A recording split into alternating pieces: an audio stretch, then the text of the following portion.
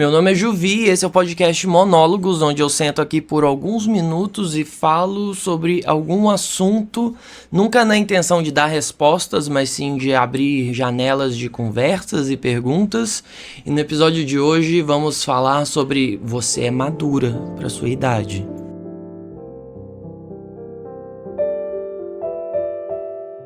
Essa é uma frase muito comum na vida de mulheres jovens. Você é madura para sua idade. Isso geralmente vem de um homem mais velho que está flertando com ela e ela é uma garota jovem, bonita, cheia de vitalidade e com certo nível de vulnerabilidade, que é algo que vem pela própria idade mesmo, de fato. E a gente sabe que por trás desse você é madura para sua idade esconde, na verdade, a frase que é: você é mais fácil de impressionar, de enganar. Eu vou te fazer acreditar que você está no mesmo patamar que o meu. Um homem feito, um homem adulto. Mas, na verdade, você não consegue ver a farsa do homem que eu sou. Então, quando a gente se depara com essa frase, a gente sabe que é uma frase que não diz o que ela está querendo dizer. Na verdade, ela diz o que se espera que se quer ouvir, ou seja, uma estratégia de dominação e de poder. E a gente vive uma crise de masculinidade atualmente, em meio ao discurso de abandonar a masculinidade tóxica, desconstruir o machismo. E muito se pergunta, o que tem se construído ao redor de tanta desconstrução? A gente só tem escombros mesmo no final disso? E eu falo muito sobre esse assunto no meu podcast sobre masculinidade, onde eu falo do livro da Bell Hooks. Então vale a pena conferir o outro monólogos desse assunto, que é muito bom. E o conceito de madura para sua idade vem como, você é diferente das outras, quando na real a procura é por esse foco na beleza e essa facilidade de exercício de um poder. E é sobre essa crise de masculinidade que sobe uma dificuldade de se acessar sentimentos. E como isso afeta a autoestima masculina e a dificuldade de criação de laços, relacionamentos e o entendimento das próprias emoções e a falha nas próprias emoções e no próprio ato de se relacionar.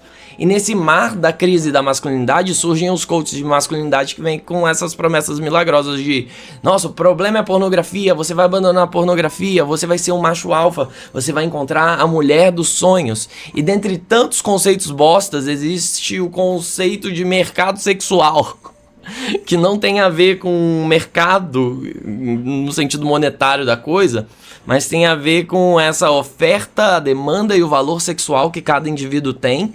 E isso é meio que uma relação entre a idade das pessoas e os valores atrativos que são comuns nas idades de acordo com o gênero, de acordo se você é um homem ou uma mulher. E isso mostra como que a dinâmica de flerte entre as pessoas, relacionamentos e atração é exercida. E aí ele sempre mostra um gráfico onde mostra que as mulheres têm seu pico de beleza por volta dos 23 anos, depois a ladeira abaixo. Já os homens demoram a ficar mais bonitos e atraentes, então esse pico acontece por volta dos 36 anos. E se usa esse conceito para justificar, é natural, então, homens mais velhos ficarem com mulheres mais novas, né? Então, é uma falácia absurda, porque isso vem desse discurso de você é madura para sua idade e sobre o prazer de ver alguém jovem se moldando para pertencer a um mundo futuro. E por trás dessa maturidade existe o trauma, por trás do charme existe a submissão, por trás da autoconfiança existe o medo de decepcionar. E, ao mesmo tempo, é um culto à juventude, é um culto à beleza, é um culto às aparências e ao conceito da beleza padrão que a gente vê hoje ser tão difundida. E no final disso tudo, a gente percebe que realmente existe uma maturidade inerente às mulheres na nossa sociedade, porque existe a presença dos traumas desde cedo, do abuso, o corpo mudando na juventude, a relação punitiva que se cria com esse próprio corpo, essa noção de culpa, de submissão imputada, que vem muito de uma herança, de uma colonização cristã que a gente tem. Então existe a necessidade real de uma mulher amadurecer mais cedo por conta de uma noção de sobrevivência em um mundo hostil, um mundo que é cada vez mais etarista, que cada vez mais valoriza esse culto à juventude, a aparência de juventude, onde é elogio você falar pra alguém, nossa, você não parece ter 30 anos, 40 anos, 50 anos. E qual que é a cara de 30 anos, 40 anos, 50 anos? Não existe beleza fora de um recorte de idade. A beleza existe apenas na aparência de juventude, a atração existe apenas na aparência de juventude. É uma luta contra o tempo que a gente vive e a ciência ainda não consegue deixar ninguém imortal e ninguém mais jovem. E essa luta contra o tempo, no fim das contas, é para atender fetiches problemáticos que não estão no campo de uma saúde emocional interrelacional dos seres humanos. Manic Pixie Dream Girl. Esse termo é um conceito que aparece em várias narrativas românticas, principalmente no cinema, e é pintada como a garota dos sonhos, a garota perfeita, que aparece na vida do homem que é o protagonista, para ensinar ele a viver de verdade, de fato, para ensinar sobre o amor para ele, sobre o afeto, para ele se sentir amado. E tudo é sobre ele, nunca é sobre a individualidade dessa personagem feminina. E nisso a gente tem vários exemplos, tipo a Ramona Flowers em Scott Pilgrim, a Clementine em Um Brilho Eterno de uma Mente Sem Lembranças, ou a Summer de 500 Dias com Ela. Inclusive, a gente vai falar sobre 500 Dias com Ela ainda nesse episódio. Então, se cria esse arquétipo da Manic Pixie Dream Girl, que é essa garota dos sonhos, e elas aparecem muito nesse estereótipo da garota diferente. Ela ouve músicas diferentes, ela tem cabelo colorido, ela tem uma aparência jovial, ela tem um humor afiado, ela tem um apreço pela vida, pela alegria, pela expressão dos sentimentos, afeto, emoções. Ela dança, ela canta, ela fala o que dá na cabeça dela. E nisso, do outro lado, a gente tem um protagonista que geralmente é um homem triste, que tem dificuldade com as próprias emoções e que vive uma vida em preto e branco, o rei da coitadolândia. Ele é um homem infeliz, inseguro, ele é castrado emocionalmente e ele não se movimenta nessa melhora individualmente. A vida dele é estagnada e ele tem esse culto à própria solidão. E ele cultiva essa própria ruína, mas em algum momento essa mulher aparece na vida dele.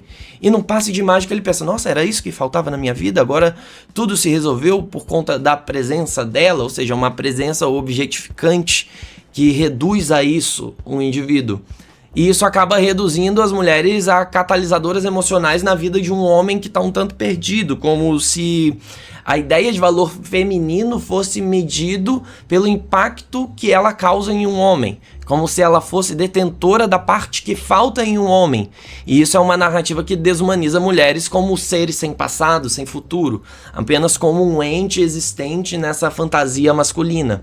Isso acaba sendo um reflexo de um machismo cultural, estrutural, onde o amor e a atenção feminina é vista como um objeto, algo coadjuvante a serviço do protagonismo masculino, como se fosse uma fantasia terapêutica, um sonho masculino de ter um príncipe encantado, e no caso é uma princesa encantada que vem no cavalo para curar as feridas que não são delas, e tipo, magicamente ela tá ali a serviço dele. Mas afinal de contas, tipo, quem é ela? Quem é a Manic Pixie Dream Girl? Ela não é um arquétipo, ela não é uma ideia, ela não é um fetiche, ela não é um personagem coadjuvante, ela é uma pessoa. Nossa, quem diria? E isso coloca uma espécie de contradição na mente masculina, na mente que romantiza tudo isso, essa figura arquetípica, que é uma figura que existe apenas na fantasia, existe apenas no desejo, não é o ser humano real, é uma projeção egoísta como alguém que vem sanar tudo que existe na minha vida, é a safadinha que vem... Safadinha, essa fada pequena que vem iluminar a vida de um ser de sombras e trevas. E no final das contas essa é só uma objetificação egoísta. E que passa por tudo isso, desse culto à juventude, desse culto à aparência. E tá por aí na mídia, tá por aí na vida real, tá por aí nas expectativas e na ideia que se cria de mulheres e não no indivíduo de fato que uma mulher é. quando a gente vê uma relação, principalmente nessa nossa sociedade que tem um heteropessimismo muito grande e que a gente vê que existe uma crise nos relacionamentos cis-heteronormativos, né? Então por isso que a gente está trabalhando com essa dualidade e essa binariedade, porque é um problema dessa dualidade, dessa binariedade, dessa cis-heteronormatividade especificamente. 500 dias com ela. 500 dias com ela vem como um desdobramento de Manic Pixie Dream Girl, onde a gente consegue ilustrar isso bem através de um filme que eu acredito que a maioria das pessoas já viram. Mas caso você não tenha visto, não tenha medo de spoilers, é um filme antigo, é um filme de romance, não vai estragar a sua experiência artística, cinematográfica ouvir essa parte do podcast. Confia em mim, depois você vai ver o filme até de uma forma mais legal. Então, me acompanha. Ele é um filme sobre um cara, o Tom, que ele conhece uma mina gata no trabalho e ele descobre no elevador que ela também gosta de Joy Division, a banda de Homem Triste. E com essas duas informações ele decide que ele tá apaixonado por ela. E sem saber mais nada da vida dela ou da personalidade dela. Ela é apenas uma ideia, uma projeção e ele decide isso. E nisso eles começam a se conhecer, ela fala, eu não quero namorar, e eles começam a ter uma relação e ela fala, vamos levar as coisas sem pressão, porque eu já te disse que eu não quero namorar. O tempo todo ela comunica sobre as intenções dela, e ela deixa as intenções bem evidentes. E eles vão vivendo um romance, tudo muito legal, tudo muito gostoso. Mas as tensões são criadas na cabeça dele porque ele quer saber o que eles são o tempo todo. Sendo que ela já deixou claro as intenções dela, que é, eu não quero namorar, a gente tá vivendo essa parada legal, casual aqui. E se eu falei isso, é isso. Quando eu falar que mudou, mudou, né? E no fim das contas, dá merda no romance entre eles. E aí tem os vai e vem da vida, força, tristeza, encontros, desencontros, até que no futuro ela se casa, ela engravida de outro cara e naturalmente ele pensa, por que não foi comigo? Por que não fui eu? Ela disse que não queria nada disso, ela, sabe, poxa vida. Mas ela diz a frase que eu acho que é uma frase muito boa, que é, um dia eu acordei e tive essa certeza, e foi uma certeza que eu não tive com você. E por conta do desalinhamento que eles tinham de intenções naquele momento, fez com que ela não ganhasse essa certeza com ele, e com outra pessoa ela ganhou essa certeza. E a vida é assim, às vezes a gente tem romances que acontecem num espaço curto de tempo e eles ficam ali, e a nossa vida segue, as coisas vão acontecendo e você consegue se lembrar de um momento bom que você viveu com alguém legal, né? E esse filme ele foi muito cooptado pelo coitadismo masculino, onde geralmente esse filme é visto pelos homens, pelo olhar do homem, e essa garota é só uma vacilona que brincou com os sentimentos dele. Quando na verdade é uma ótica extremamente misógina, principalmente porque o filme já começa com uma dedicatória chamando uma mulher de vagabunda. Ou seja, o filme já tem esse recorte que é extremamente problemático. E uma das primeiras cenas do filme é uma garota adolescente precisando aconselhar um homem adulto com acesso de raiva.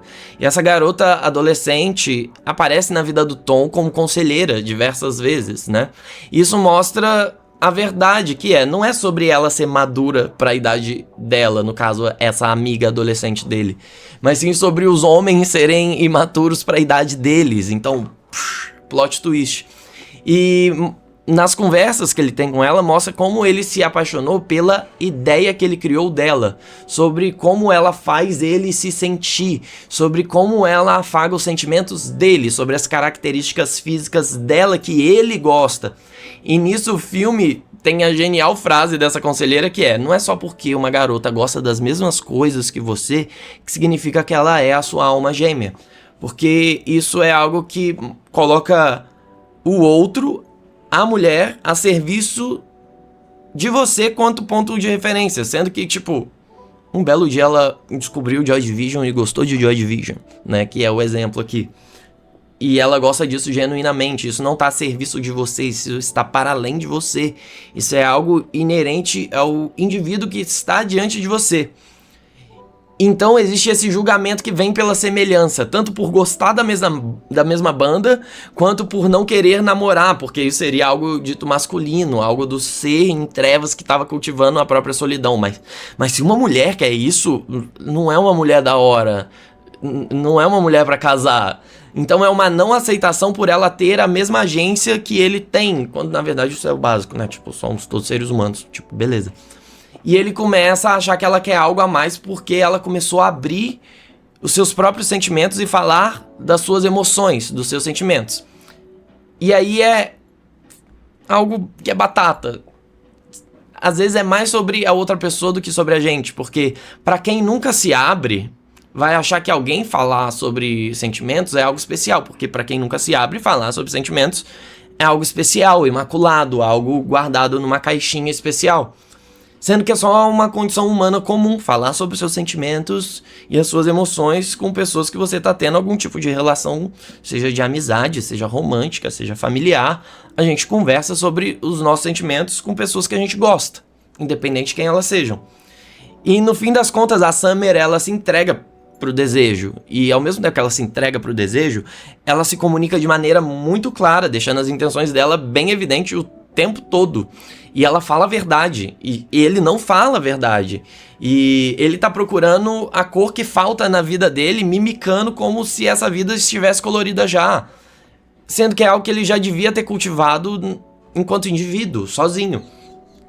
E é muito sobre homens que não são felizes, não são emocionalmente curados, não são confiantes, não têm autoestima e depositam em uma possibilidade de relacionamento uma resolução desses problemas, a terceirização, colocando a responsabilidade na outra pessoa disso.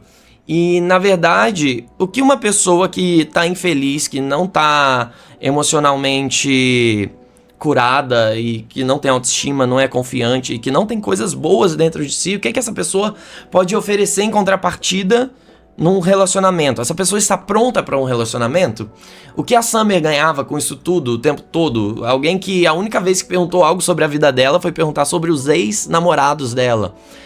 E no final das contas, ele não era um suporte emocional dela, como ela era um suporte emocional pra ele. Ou seja, essa ideia de uma relação onde a doação é feminina e ponto. E durante o filme tem a contagem de dias com ela, que chega até 500. Nossa, spoiler. E essa contagem só zera quando ele conhece outra garota que ele acha bonita. E aí a contagem zera e essa outra garota assume esse outro lugar. E vai viver novamente esse ciclo. E ele coloca a outra pessoa nesse mesmo papel.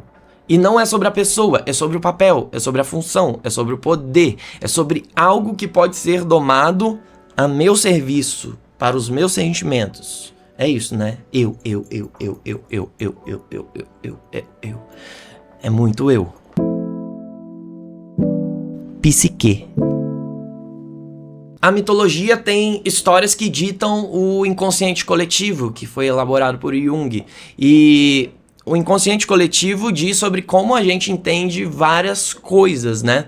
E como essas histórias estão permeadas por tudo que a gente vive na nossa cultura e elas meio que se diluem em doses homeopáticas. Tipo, as histórias de herói dizem sobre como homens devem ser e as histórias de princesa dizem como mulheres devem ser, e isso tá no nosso inconsciente desde criança, através dessas histórias que a gente ouve e de tudo que a gente vê na mídia que foi inspirado nessas histórias e que vem de uma tradição.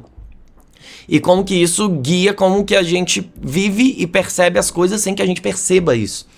E o livro She, do Robert A. Johnson, ele explica o entendimento da psicologia feminina, principalmente relacionada ao labor no mundo das emoções e dessa devoção exaustiva em busca do amor ideal.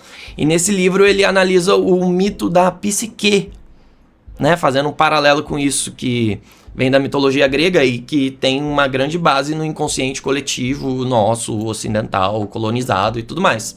E na mitologia grega existe a figura da Psique, que era uma jovem mortal e ela era tão bonita, mas tão bonita, que Afrodite falou: eu tô com inveja dela, ela é muito bonita.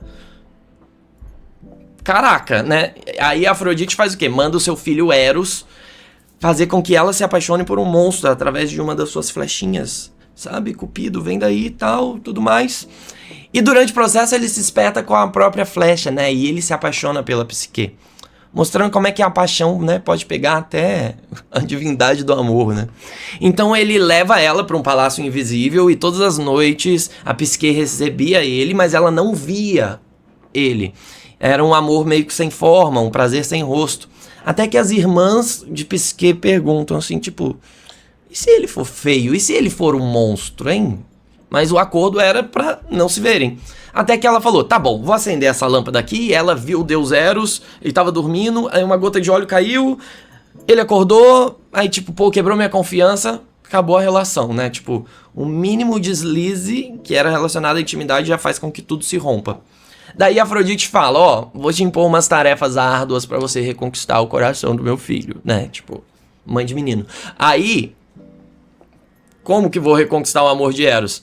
Várias coisas que ela precisou fazer, tipo separar grãos, roubar lãs de carneiros furiosos. E a tarefa mais fodida que é, você vai descer até o Hades, até o submundo, né? Tipo, e você vai roubar a beleza da Perséfone, né? A rainha do submundo. Tarefa mole. Aí ela executa tudo, ela morre, ela renasce, ela atravessa o submundo. Tudo pelo amor. E com a ajuda de Deus ela consegue a ambrosia, garantindo que ela fosse eterna, que ela fosse imortal, que ela pertencesse ao mundo dos imortais. Ou seja, agora ela já não era mais uma mortal. E só a partir dessa transcendência ao mundo dos deuses, da igualdade, que faz com que o amor seja possível.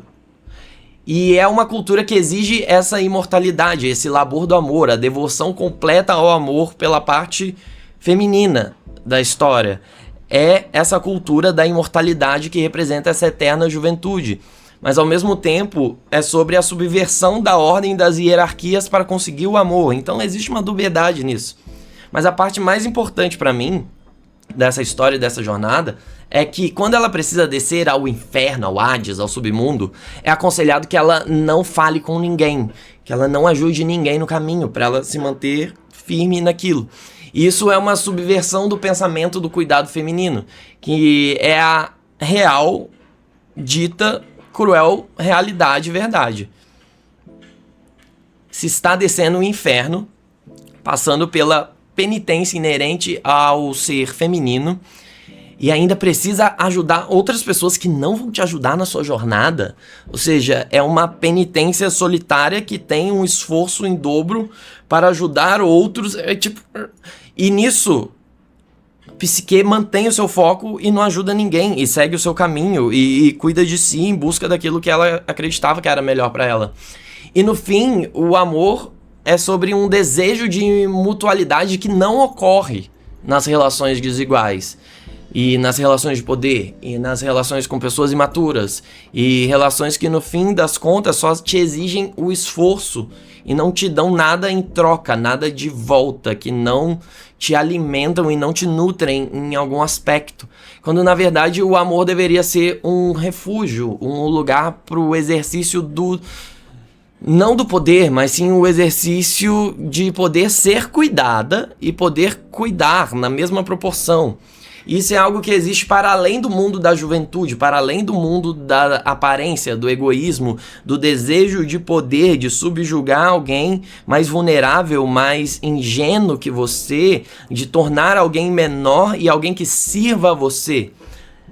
E no final de tudo, a gente não ama porque nos falta amor. A gente ama porque a gente tem amor para dar, e é sobre o encontro desses dois seres que têm amor para dar e têm essa maturidade e que não querem exercer poder sobre o outro, querem exercer apenas amor sobre o outro.